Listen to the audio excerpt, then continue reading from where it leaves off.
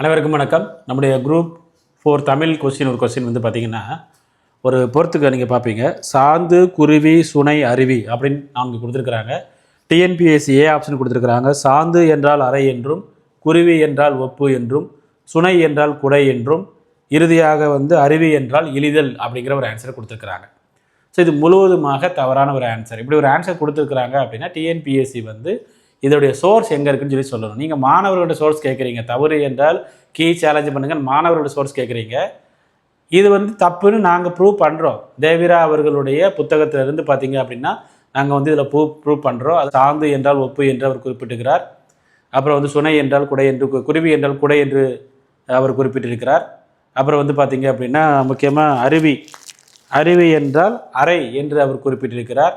So சாந்து என்றால் ஒப்பு, குருவி என்றால் குடை, அருவி என்றால் அறை, மீதம் இருக்கக்கூடிய இழிதல் என்றால் சுனை என்று அவர் குறிப்பிட்டிருக்கிறார். உங்கள் ஆன்சர் முழுவதுமாக தப்பு இருக்குது. தேவிராவை விட நீங்கள் பெரிய ஆளா? தேவிரா அவர்கள் தமிழ் இலக்கணம், தமிழ் இலக்கியம் இதில் வந்து பல ஆராய்ச்சிகள் செய்து ஏகப்பட்ட புத்தகங்கள் எழுதியிருக்கிறார். யாருக்கும் வெக்கமில்லை அப்படிங்கிற ஒரு புத்தகம். அவர் யாரை சொல்கிறாருன்னு தெரியல. டிஎன்பிசி ப்ரிப்பேர் பண்ணுறவங்க சொல்கிறாரா இல்லைன்னா டிஎன்பிசியே சொல்கிறாருன்னு தெரியல. அவருடைய புத்தகம், தேவிராவுடைய புத்தகம் வந்து பார்த்திங்க அப்படின்னா அவர் வந்து தமிழ் பேராசிரியர். ஐஏஎஸ் எக்ஸாமினேஷன் கூட அவர் புத்தகத்தை வச்சு அவர்கிட்ட படித்தவங்க தான் கிளியர் பண்ணுறாங்க. அப்போ அவங்க சொல்கிறதுலாம் தவறு அப்படின்னு நீங்கள் சொல்கிறீங்கன்னா நீங்கள் எங்கேருந்து சோர்ஸ் எடுக்கிறீங்க? அதுதான் நம்ம சொல்கிறோம்.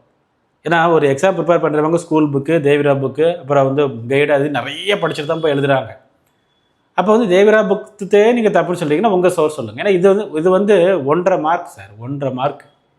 2000 பேர் 3000 பேர் இருப்பாங்க 1.5 மார்க்கில். இந்த மாதிரி 20க்கும் மேற்பட்ட கேள்விகள் தவறு. பொது அறிவாக இருக்கட்டும், மேக்ஸில் ஒரு கொஸ்டின் தப்பு, பொது தமிழ் 20க்கும் மேற்பட்ட கேள்விகள் தவறு. 25 கேள்விகளோ வினாக்களோ விடைகளோ தவறாக இருக்குது. இந்த சூழ்நிலையில் வந்து பார்த்திங்கன்னா வெறும் 2600 ஜூனியர் ஸ்டூடெண்ட் போஸ்ட்டு. இப்போ இந்த கேள்வி நான் வந்து ப்ரூஃபோடு நான் வந்து சொல்கிறேன். தேவிரா புக்கு நான் ப்ரூஃபோடு காமிக்கிறேன். நீங்கள் கொடுத்துருக்கிற ஆன்சர் சரின்னு சொல்லி நீங்கள் ப்ரூஃபோடு காமிங்க. மாணவருடைய வாழ்க்கையில் தயவுசெய்து விளையாடாதீர்கள். ஒவ்வொரு கேள்வியும் ஒவ்வொரு விடையும் உயிர் மாதிரி. ஒரு கேள்வியில் மிஸ் ஆகி வேலைக்கு போகாமல் இருக்கிறவங்க லட்சக்கணக்கான பேர். அதனால் இந்த தவறை வந்து டிஎன்பிஎஸ்சி திருத்தி கொள்ள வேண்டும். அதுக்கு தான் நம்ம மறுதேர்வு வந்து கேட்குறோம். இந்த மாதிரி 20க்கும் மேற்பட்ட வினாக்கள் விடைகள் தவறாக இருக்குது. அதுக்கு நான் தனியாக ஒரு வீடியோவே போட்டிருக்கிறேன். ஒரு 3/4 மணி நேரம் வீடியோ போட்டிருக்கிறேன். அதை பார்த்து சேலஞ்ச் பண்ணுங்கள். எல்லோரும் இன்றைக்கி தான் ஃபைனல் டேட்டு. சேலஞ்ச் பண்ணுங்கள்.